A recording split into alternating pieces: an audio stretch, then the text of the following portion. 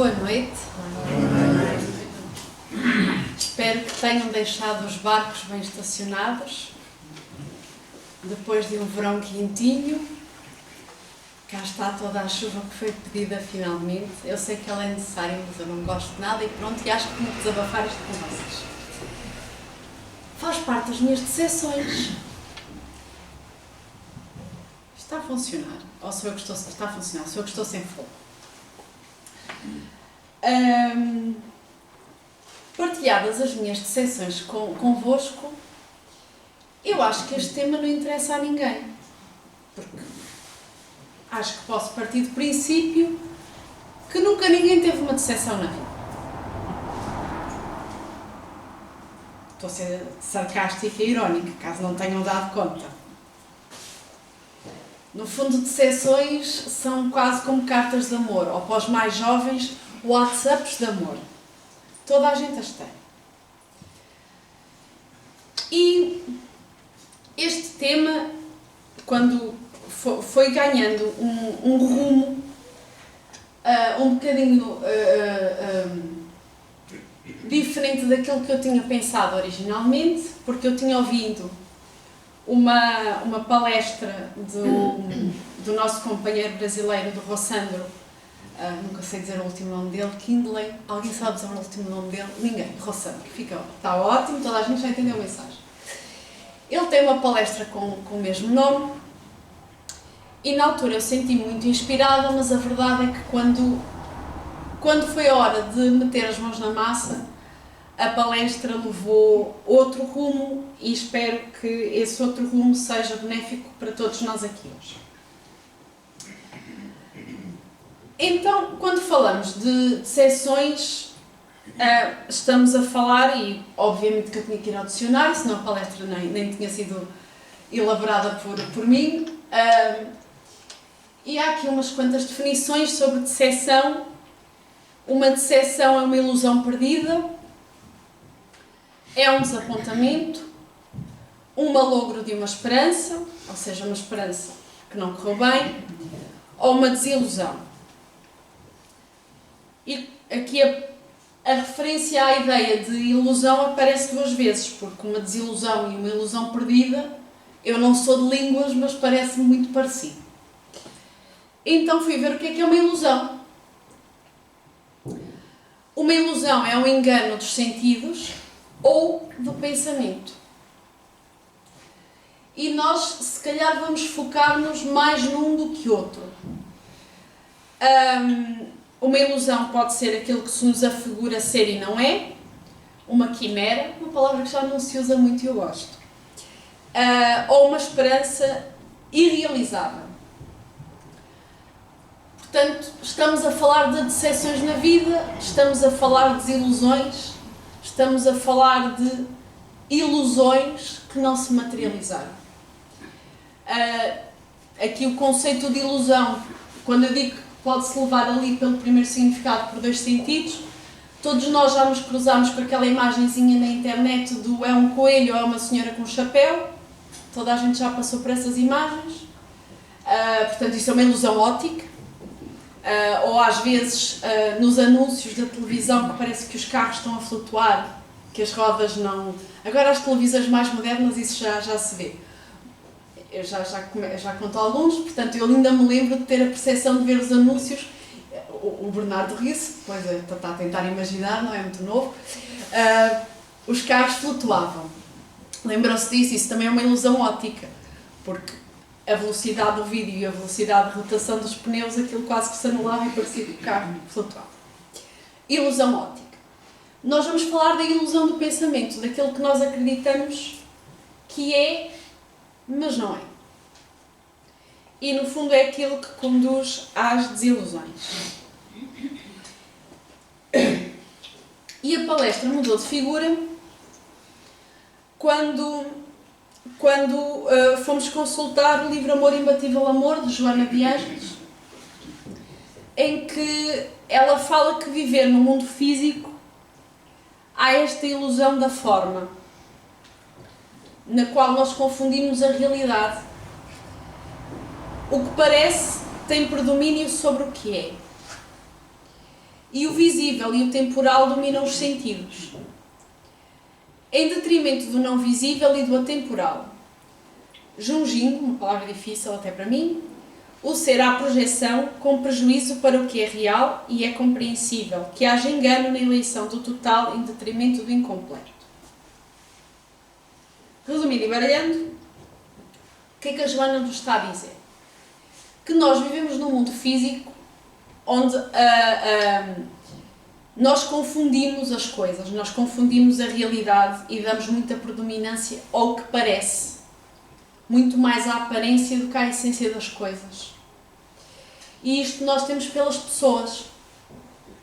Se a pessoa está muito bem arranjada, e há umas quantas experiências sociais nesse sentido. Eu estou-me a recordar de um vídeo que já tem muitos anos, em que fizeram uma experiência em que perguntaram a várias pessoas, mostraram uma série de fotografias e mostraram a várias pessoas quem é que eles achavam que era o casal. Então apareciam umas pessoas de fato, umas pessoas com umas tatuagens, umas pessoas com os penteados mais excêntricos, umas pessoas mais sem nada de especial. E a verdade é que muitas vezes os casais não eram aquilo que as pessoas esperavam, porque achavam, ou seja, tomavam a aparência das pessoas como a razão pela qual elas deviam estar juntas ou não. Então Joana diz que o visível e o temporal dominam os sentidos. Se houvesse aqui alguém de física quântica, há aqui alguém de física quântica que vai nos dizer que o tempo é relativo. Não, ninguém, nenhum físico, matemático, alguém. Safei-me, portanto já não vou fazer vergonhas. O visível e o temporal, ou seja, nós estamos presos ao planeta Terra, os nossos olhos veem um feixe de luz, veem um conjunto de cores muito pequenino, comparado com o grande espectro de luz, e o nosso tempo é contado de acordo com o planeta Terra. Portanto, em Saturno é um planeta muito maior, demora muito mais tempo a dar a volta ao Sol, demora muito mais tempo a dar a volta sobre si mesmo, portanto, eles têm mais tempo. Então, o que Joana nos diz é que nós tomamos aquilo que parece, iludimos-nos com as aparências. Nem tudo, há aqui um conflito entre o parecer e o ser. Na nossa existência, enquanto espíritos encarnados, nós temos esse conflito. E é fácil de entender. Se aparecer uma pessoa minimamente arranjada, bem vestida e perfumada, nós vamos recebê-la na porta de uma forma muito diferente do que se aparecer uma pessoa que está suja, com as barbas por fazer, que cheira mal. Não vamos recebê-lo de uma forma totalmente diferente. Aliás, na semana anterior, o nosso companheiro falava da dificuldade de abraçar alguém que está na rua, de alguém que vive na rua. Porque nós esquecemos que quem está na rua também é um ser humano. Então, isto acaba por acontecer de uma forma instintiva. Se alguém nos cheira mal, nós damos logo um passo para trás. Ou se alguém tem uma aparência um bocadinho mais suja, ou alguém que tem uma aparência assim um bocadinho mais radical, e às vezes não sabemos a pessoa que está lá dentro daquela aparência. Até porque eu podia fazer o trocadilho político, os nossos maiores ladrões neste país usam fato e gravata.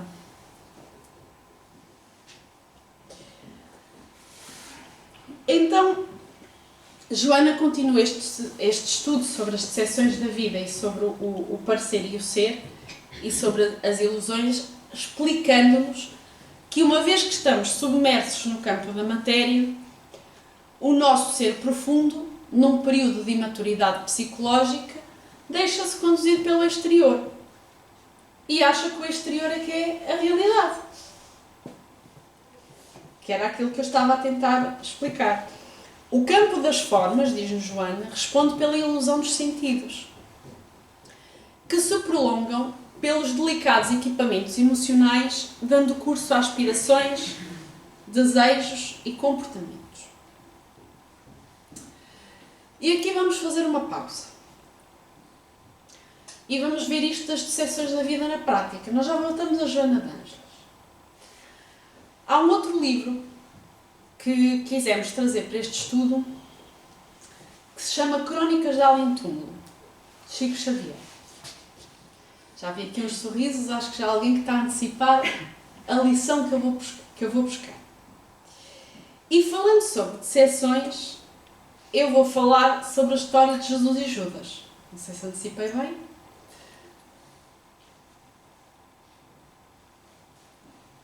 Não sei se aqui alguém está com alguma vontade de ir tomar um cafezinho com Judas. Se forem, já sabem, é um apertozinho de mão, nada de beijinhos.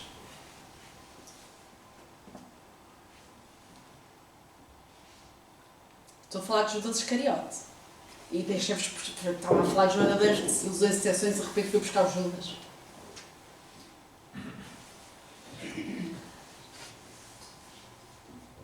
Por que falar de decepções na vida, e no meio do estudo da história fui pensando em vários textos e em vários exemplos do que é que são decepções e de como lidar com elas e de como é que um tema tão pesado podia ser para nós interessante, e veio a relação de Jesus com Judas Iscariote. Jesus tinha 2 amigos com o mesmo nome.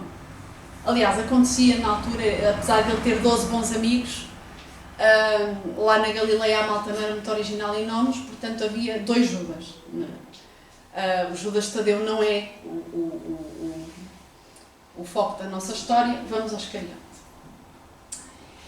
E neste livro, Crónicas de Além-Túmulo, há uma pequenina passagem de uma conversa com Humberto de Campos e Judas.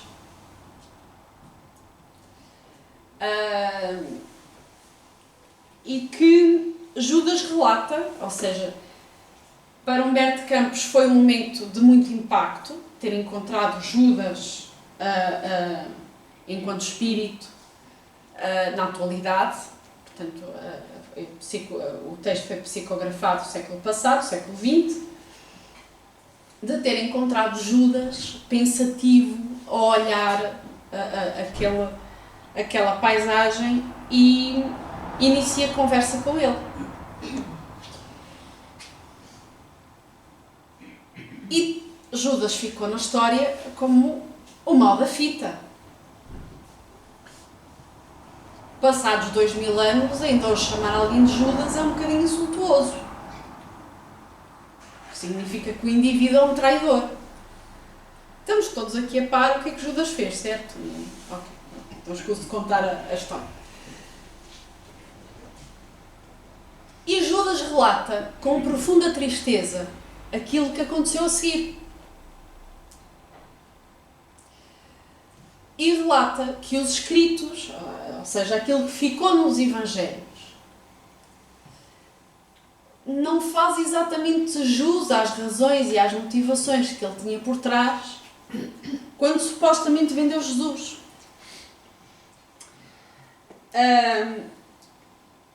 Judas, ele explica que ele tinha algumas motivações políticas.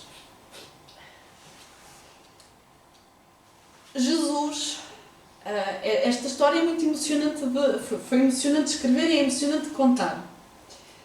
Porque eu acho que todos nós temos um bocadinho de Judas e vocês já vão entender. Não estou a chamar-vos traidores, mas todos vocês já vão entender porquê. Judas tinha motivações políticas. Ao contrário de Jesus.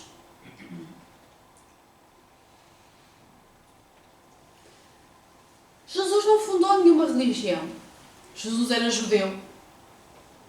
Frequentava o templo, ou seja, a preocupação de Jesus era transmitir o conhecimento, transmitir a palavra do Pai, a palavra de Deus, para nós.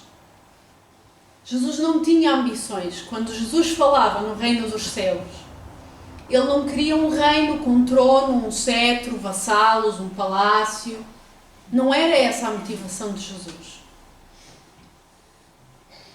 Era dar uma consolação. Mas Judas achava que Jesus era manso. E que o projeto dele podia vingar no ali e no agora. Vamos lembrar-nos que o ali e o agora de Judas e de Jesus era Império Romano. E que ainda hoje, nos livros de história, não sei se há aqui alguém de história, estuda-se a estratégia das tropas romanas, ou seja, até naquilo que foi questões bélicas, os romanos foram marcantes.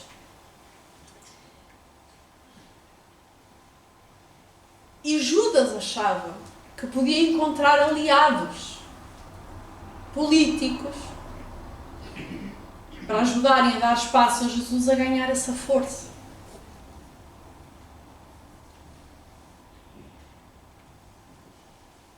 E transcrevendo aqui as palavras de Judas nessa psicografia, eu via a política como a única arma com a qual poderia triunfar. E Jesus não obteria nenhuma reforma ou vitória com o seu desprendimento das riquezas.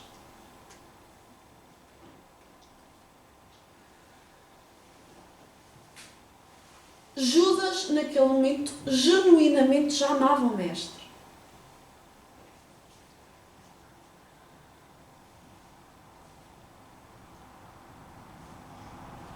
Como é que ele estava?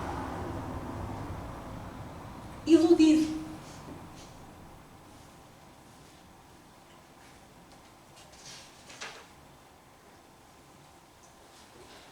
Então Judas aqui teve várias ilusões.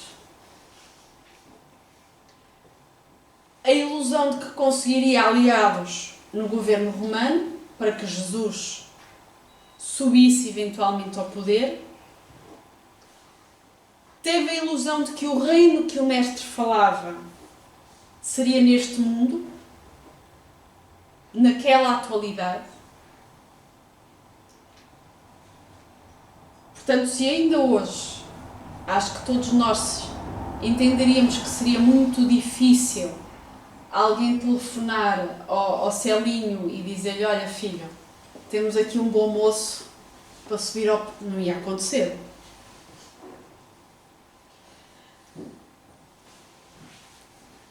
E a ilusão mais dura que Judas teve foi de que o suicídio era a única maneira de se redimir.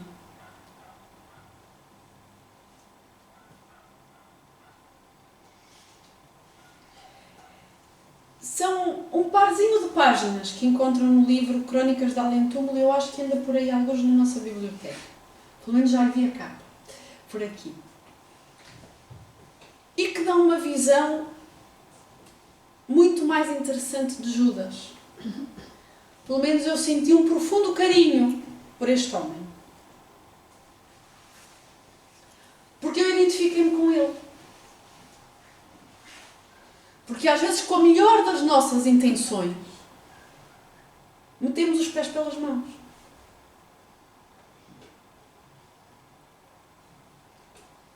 Iludidos sem medirmos os pesos ou as gravidades das coisas. E Judas, nesses textos, explica que ele recebeu o dinheiro a achar que era um adiantamento para a revolta que poderia haver.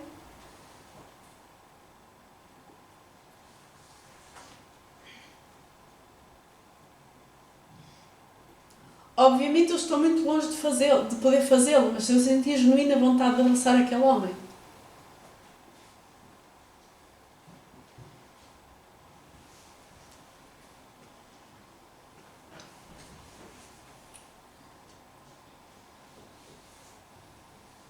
Agora, o outro momento que eu vou-vos convidar a parar aqui é... Ok, temos Judas aqui com uma nova percepção, pelo menos daquela que a história nos conta.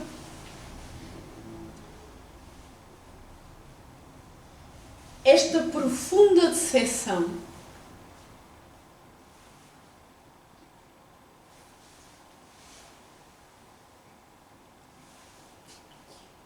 Eu sou profundamente emocional e vocês sabem. Aliás, eu estou aqui a conter, porque as palavras estão-se a embrulhar a falar desta história. Vocês têm alguém que amam. Aquele amigo de todas as horas. Aquele amigo por quem vocês fariam tudo. E vocês fizeram uma asneira tão grande que vocês estão a vê-lo a carregar a cruz.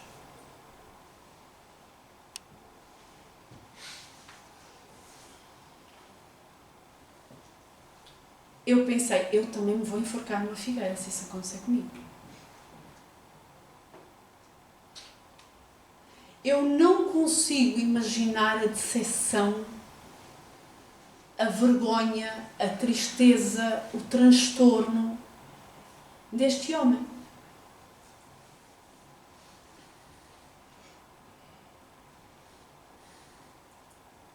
Pela boa intenção dele, ele matou o amigo. O melhor amigo.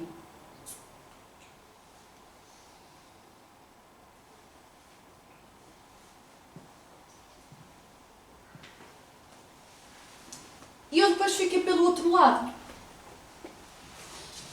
Portanto, eu li aquelas páginas do Crónicas de Além-Túmulo, onde há este testemunho de Judas a contar o seu lado da história. E, como vocês veem, eu emocionei-me profundamente, porque eu identifiquei-me. Eu sou aquela pessoa que facilmente mete os pés pelas mãos. Agora, eu pensei num par de amigos meus que me vendessem por 30 moedas.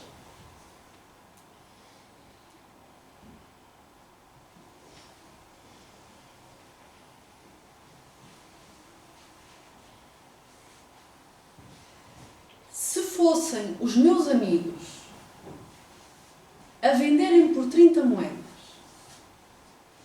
há assim um par de nomes que me vêm à cabeça, que se me vendessem por 30 moedas,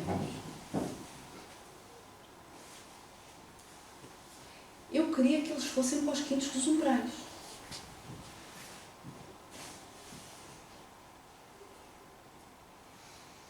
É a minha diferença entre mim e Jesus. Porque não foi isso que Jesus desejou a Judas.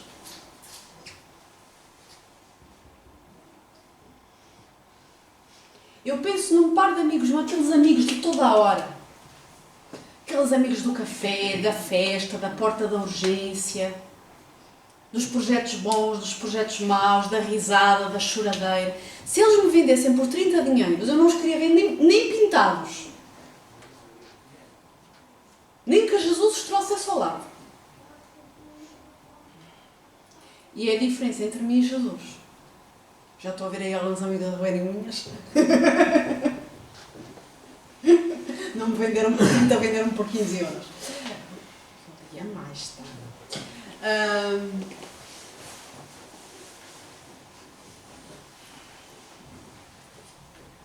Para mim isso seria uma decepção na vida. Porquê que para mim seria uma decepção na vida e não foi uma decepção para Jesus? Quem aqui nunca foi traído? Desculpa, não precisam levantar os braços. Toda a gente já sentiu aquela facadinha, uns mais de leve, uns mais profundos. Todos nós já sentimos a facadinha. Daquela pessoa que nós achávamos que está ali para toda a hora e afinal falhou.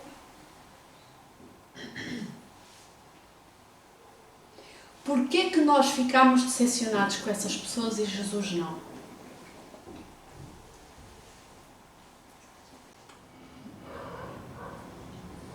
Pela ilusão da natureza humana.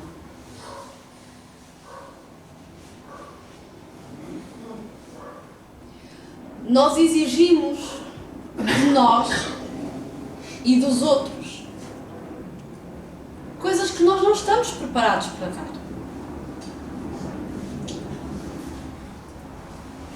Quando a gente se apaixona, ai, eu morria por ti. Hoje em dia, fogo no prédio, cão, gato, primeiro, o amor que se desenrasque.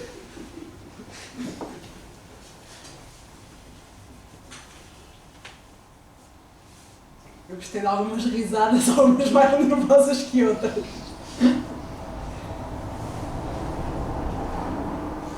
Jesus não tinha essa ilusão.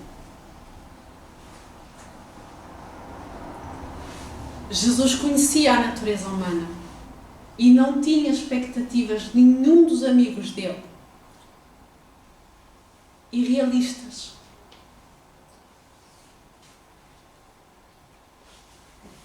Quem tem ido a casamentos ultimamente, a lista de votos são romances irrealistas. Eu penso, nem Hollywood chega a este nível. É cada nível de promessa que eu sinto-me um lixo.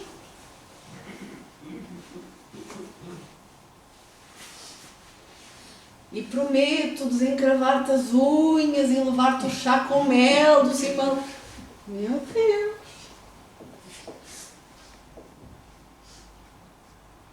Mas Jesus não tinha estas ilusões dos amigos que ele tinha. Ele conhecia a natureza humana de cada um deles. Ou vocês vão me dizer que Jesus era tão ingênuo que não se tinha apercebido do coração de Judas? Deu uma ingenuidadezinha ali com Judas Iscariote.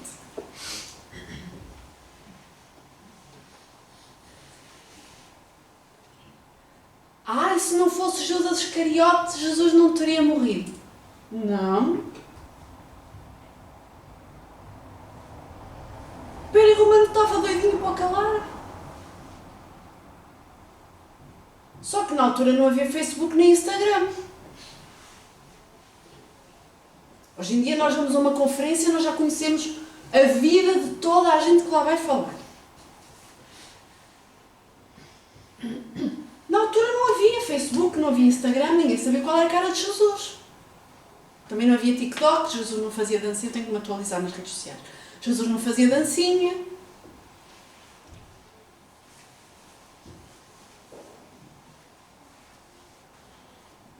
Porque a palavra de Jesus ia completamente contra a palavra do Império.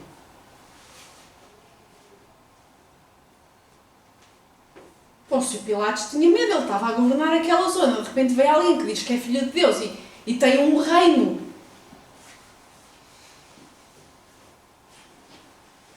Iludido pela matéria, estavam em pânico.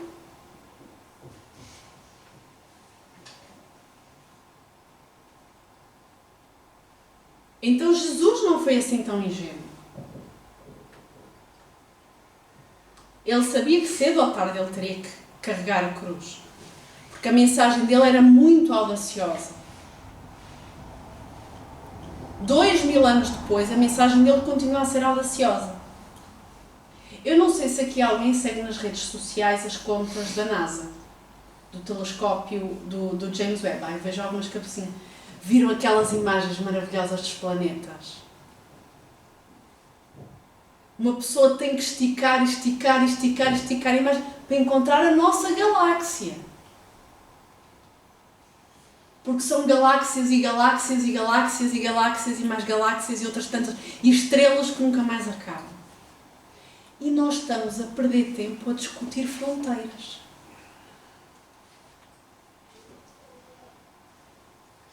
Matam-se pessoas por fronteiras.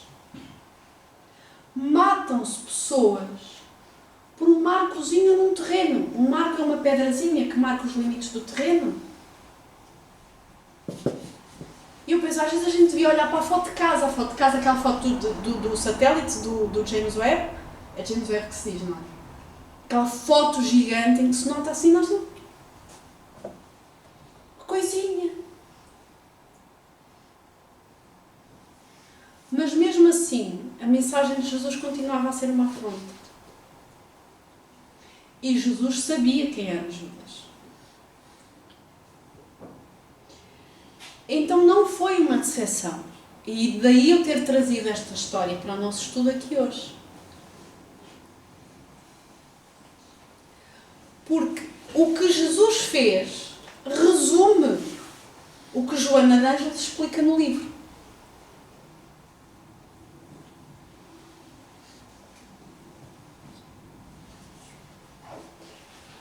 Vamos aqui relembrar qual foi o comportamento de Jesus face a Judas.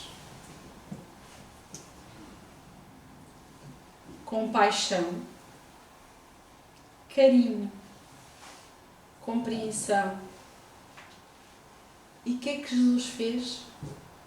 Mandou a mãe, Maria. Mandou a mãe, pediu à mãe, à Virgem Santíssima, que o fosse auxiliar depois de ele ter retirado a própria vida. É exatamente aquilo que nós fazemos. Alguém nos dá uma facadinha nas costas e nós mandamos para outro tipo de mãe. Entendedores entenderam.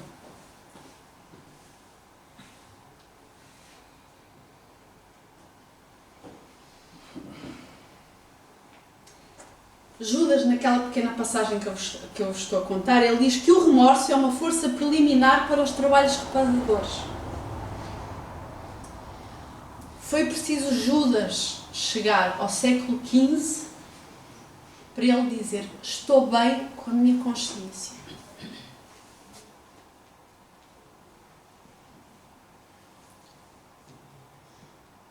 Judas reencarnou várias vezes, sempre em reencarnações de muita humilhação, de muita dor. Porque Jesus mandou? Não, porque a consciência dele não estava bem. A vossa estaria se vocês mandassem um amigo para a morte? Eu não estou a falar um amigo de redes sociais, estou a falar amigo. Amigo.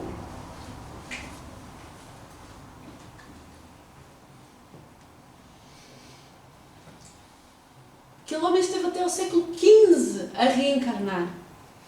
E foi preciso a mão pesada da Inquisição, e ele relata isso nas Crónicas de Além Túmulo, para ele dizer: passei por várias reencarnações expiatórias. No século XV, nas fogueiras da Inquisição da Europa, fui vendido e traído. Ele só ficou bem quando aconteceu com ele exatamente o que ele fez ao Mestre. E finalmente senti-me em paz com a minha consciência. Porque Jesus já o tinha perdoado. Estou saciado de justiça, diz Judas nessa passagem, porque já fui absolvido pela minha consciência no tribunal dos suplícios redentores.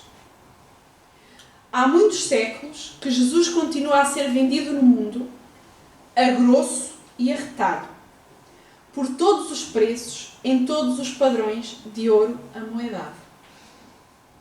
Mas eu é que fiquei mal na história.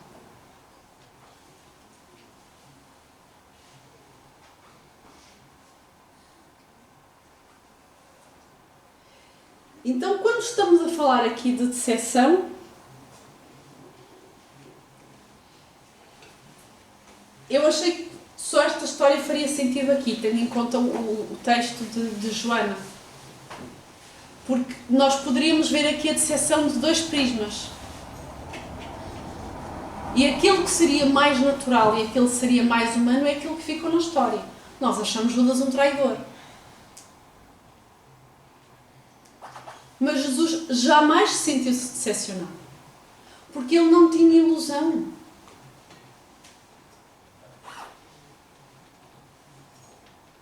E as nossas ilusões são com amigos, são com colegas de trabalho, são com companheiros, com o marido, com a esposa, com filhos, porque nós criamos expectativas surreais, não conseguimos ver a pessoa. Nós às vezes passamos anos e anos e anos a ver aquilo que nós achamos que a pessoa é. Aquilo que nós queríamos que ela fosse. Alguns de nós ainda se atrevem a dizer: quando ele casar comigo, vai ver. Não conhecemos ninguém que tenha feito ou passado por isto, pois não?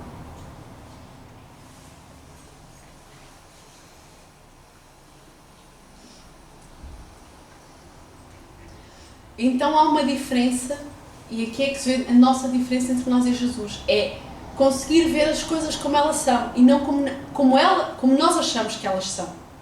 Ver as pessoas como elas são, não como nós achamos que elas são.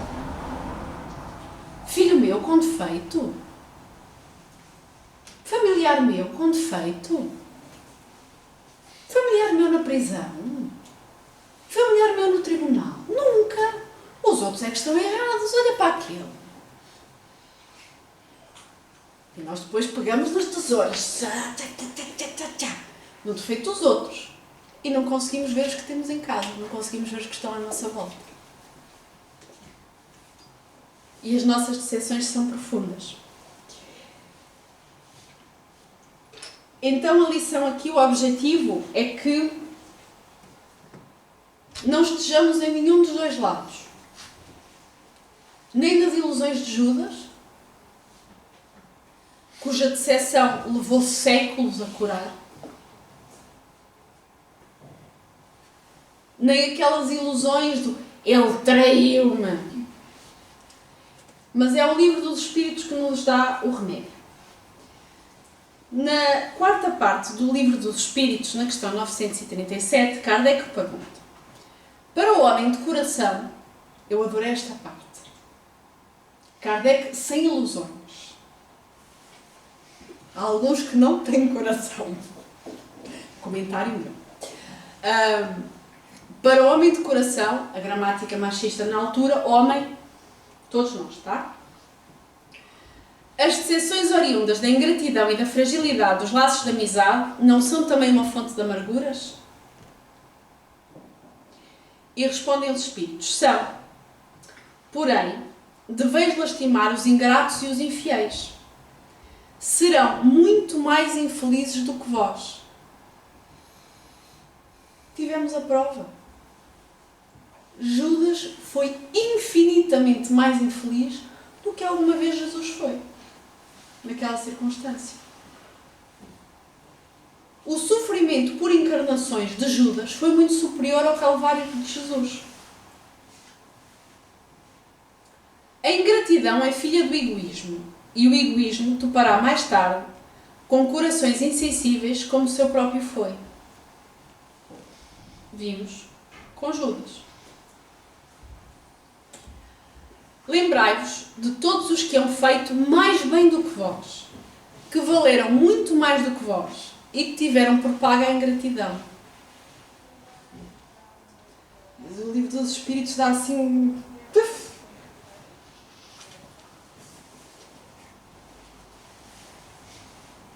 Lembrar-nos que nós muitas vezes também somos os ingratos.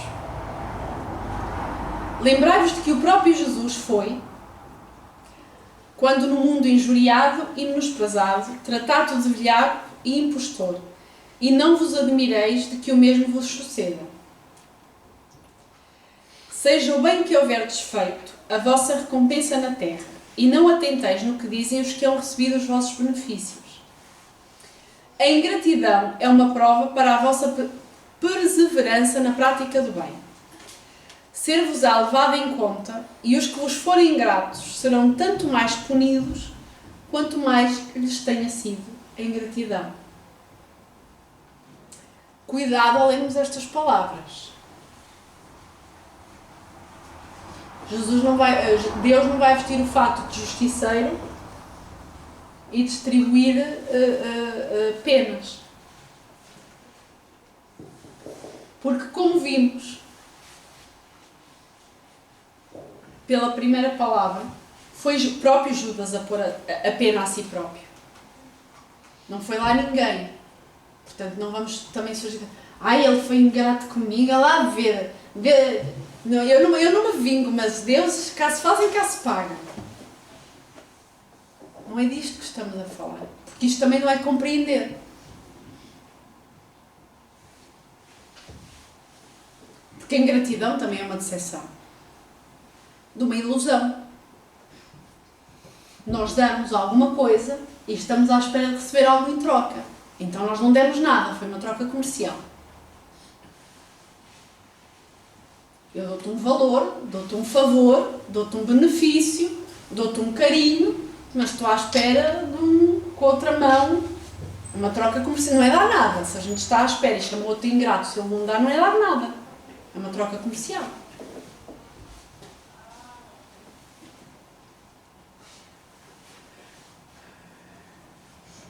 Então, aqui a ideia da decepção enquanto dor, voltando aqui só um bocadinho mais ao início, as decepções oriundas da ingratidão e da fragilidade não são também uma fonte de amarguras? São. Voltando só a este ponto, não quer dizer que com isto a gente não sinta dor.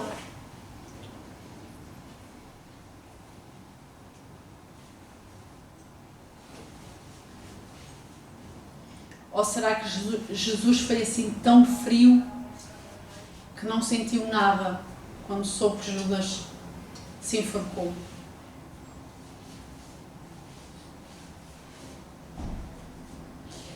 E é aqui a diferença que o Evangelho faz. O Evangelho consola, não retira a dor.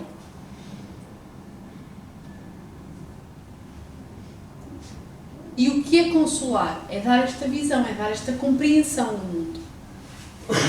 A dor vai estar lá.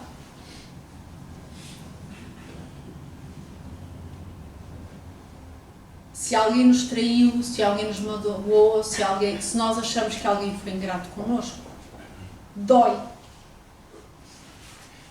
Agora, o que fazemos a essa dor vai depender desta nossa compreensão do Evangelho. Para aplicarmos o remédio necessário. O remédio da compaixão, o remédio do perdão, o remédio do tempo, o remédio da compreensão.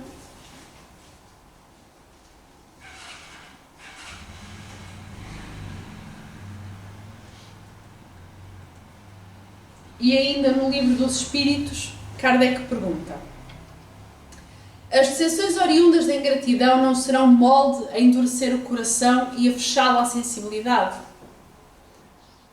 Pergunta pertinente. Também nós conhecemos muitas pessoas, isto vê-se até muito em relações amorosas. Alguém que foi traído nunca mais se mete numa relação. Fecha-se completamente. E o que é que os espíritos respondem? Foi um erro. Porquanto o homem de coração, como dizes, se sente sempre feliz pelo bem que faz. Sabe que, se esse bem for esquecido nesta vida, será lembrado em outra, e que o ingrato se envergonhará e terá remorsos da sua ingratidão. Quantas pessoas nós não conhecemos doentes, em que fazemos tudo por elas, e são tão ríspidas, estão sempre a pedir mais e a pedir mais.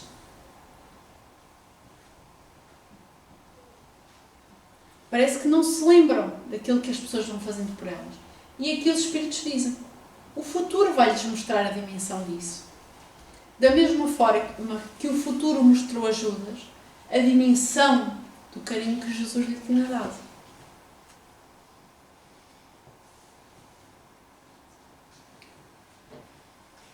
Com um efeito mais imediato, a ilusão do gozo, aqui voltamos a Joana, se apropria do espaço-tempo de que dispõe, estabelecendo premissas falsas e gozos igualmente enganosos.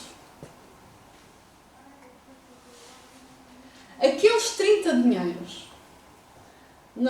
eu vinha com a Marisa e com o Samuel no carro e vínhamos ouvir a rádio, e que eles têm a rádio comercial, que tem aquele programa que, se atendermos o telefone, tinham dado 44 mil euros. E nós, epá, isso é que era, saiu para Lessa, vamos ver se está aqui alguns numa árvore. É uma felicidade imediata. Como foram os 30 dinheiros de Judas. De uma ilusão que está presa ao espaço e ao tempo em que nós vivemos.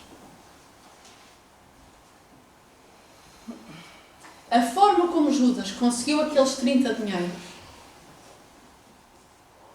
comprometeu-o por séculos.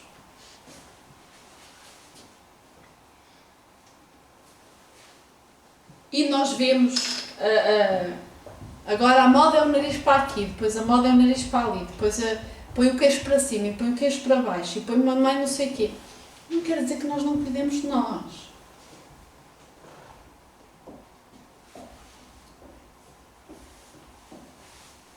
Mas quando olhamos para a importância que isso tem no tempo e espaço, não vale nada. O que foram os 30 dinheiros da ilusão de Judas comparado com aqueles séculos que ele sofreu? Longe do melhor amigo. Longe.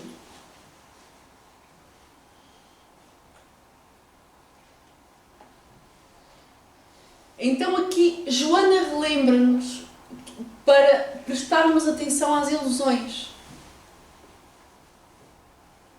Aos vários níveis da palavra ilusão.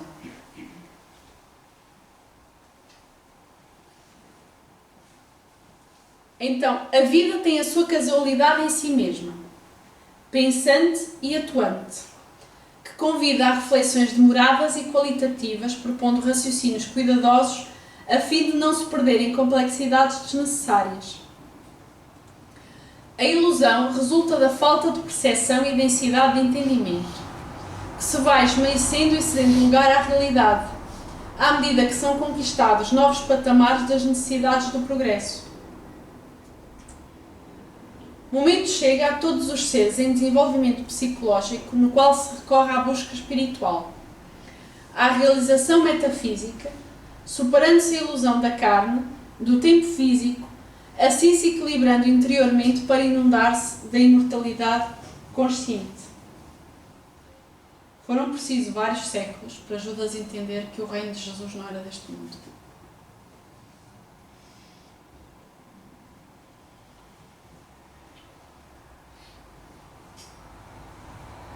Mas cedo ou tarde, e aqui são as palavras de esperança,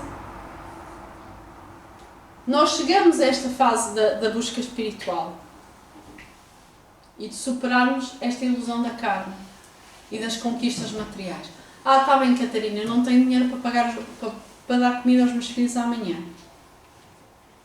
Não estamos a falar desse tipo de ilusões.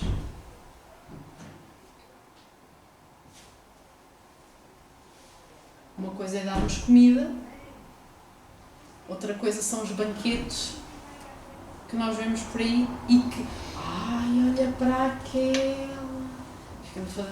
Nós na rede social, olha para aquelas comidas, olha, foi de férias. E às vezes a descrição de ir de férias é a descrição do inferno. Fazer malas, passaporte, fazer check-in, estar não sei quantas horas no aeroporto, abrir malas, verificar todos os metais e mais alguns, depois o shampoo tem mais 10 ml que aquilo devia ter, lá vai o shampoo fora, temos que comprar shampoo no outro lado, depois chegamos atrasados, depois temos que fazer escala no aeroporto, corre não sei quantos aeroportos, chegamos ao destino, perdemos a mala, mas na foto no Instagram, menina... Pior, chegamos a casa, e o que é que nós temos? A roupa para lavar.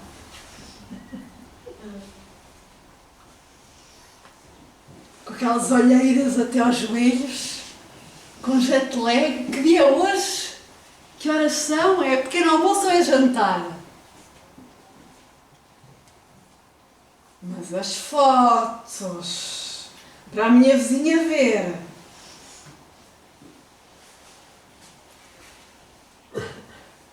Estou-se a rir, toda a gente se identificou com esta descrição de férias. Já toda a gente foi de férias assim. Ilusões. É não vermos as coisas como elas são. Porque isto é a descrição de muitas das férias nossas. Mas não é isso que nós contamos. Era maravilhoso, no pequeno almoço comi tudo e mais alguma coisa. Eu fui de férias assim, voltei assim. Mas todos os outros desesperos e disparados que se passam durante as festas, ilusões. E depois arrancamos os cabelos por ilusões, porque o outro tem, porque o outro não tem, e esquecemos a imensidão das coisas temporais. Esta é uma lição que dá para estudarmos de vários ângulos, porque há muitas ilusões na vida corporal.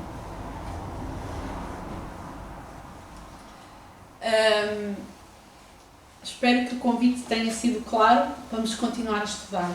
E acima de tudo, se vocês quiserem ler uma coisinha durante esta semana, Crónicas de Além Túmulo, O capítulo chama-se mesmo Judas Iscariote. Pelo menos na versão que eu tenho. E dá-nos uma outra percepção daquilo que é uma decepção e daquilo que foi a luta dele para se libertar da sua ilusão, das suas muitas ilusões, como vimos aqui. Questões.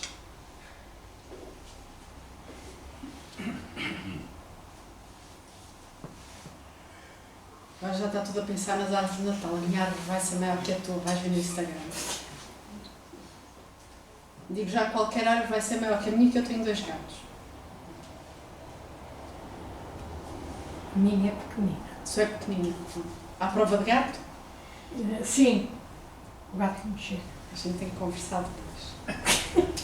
Trocámos umas ideias. Então, também fica aqui a literatura, também boa sugestão de presentes de Natal, porque o Natal é muito mais que os presentes, é uma ótima oportunidade para lermos estes livros e refletirmos. Porque também o Natal que nós temos é uma ilusão. Das árvores, dos presentes e de tudo mais. Não havendo dúvidas, vamos passar à segunda parte dos trabalhos.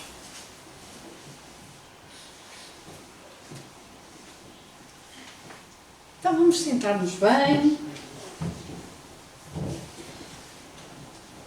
confortáveis.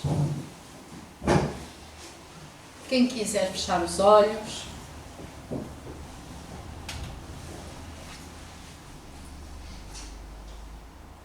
Vamos visualizar-nos num sítio que gostamos, mas num sítio na natureza.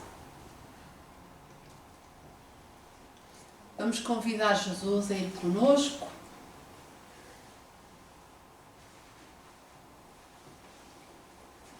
Ai, que bom sentir a presença do Mestre a aproximar-se de nós. Vamos respirando calmamente, sentindo os odores do que nos rodeia. Quem estiver na praia, sentir o mar. Quem estiver no parque, na floresta, sentir o cheiro das árvores, das flores. A brisa do rio. E vamos contemplar essa beleza maravilhosa da natureza que Deus nos deu. E agora que estamos com Jesus, agradecer a oportunidade de trabalho, agradecer a oportunidade de nos encontrarmos aqui hoje, de agradecer todos os amigos, mas também aqueles que iludidamente consideramos inimigos. Vamos lembrar todos aqueles que nos magoaram, que nos decepcionaram e agradecer-lhes a oportunidade de aprendizagem. Vamos lembrar todos os amigos que já partiram, que se encontram do outro lado da vida, principalmente aqueles que se encontram em necessidade. Dos 2 lados da vida, vamos relembrar aqueles que se encontram nos hospitais, nos lares, nos orfanatos, todos aqueles que estão na rua sem um teto que os aqueça, todos aqueles que estão com fome, sem um pão que os alimente, todos aqueles que estão a enlouquecer com a dor, sem compreender a grandiosidade da vida, a todos aqueles que dos mais recônditos cantos do mundo estão a experienciar a guerra, estão a experienciar a violência, estão a experienciar a dor. A todos aqueles que, iludidos, retiraram a própria vida e que se encontram num momento de tanto sofrimento com o despertar para a realidade espiritual. E por fim, querido Mestre, se assim formos merecedores, por aqueles que acompanham os nossos passos, por aqueles que tanto amamos dos 2 lados da vida, que também eles possam ser amparados e que nós possamos receber um bocadinho da tua luz e continuar contigo. E que durante a semana possamos distribuir e ser mensageiros da tua paz. Obrigada, querido Mestre. Muito obrigada aos benfeitores espirituais desta casa por todo o trabalho que desenvolveram e vão continuar a desenvolver esta noite. E agora, com muita calma, vamos voltando a este salão e abrindo os olhos. Obrigado, querido Mestre. Vamos dar espaço à segunda parte dos trabalhos. Que assim seja.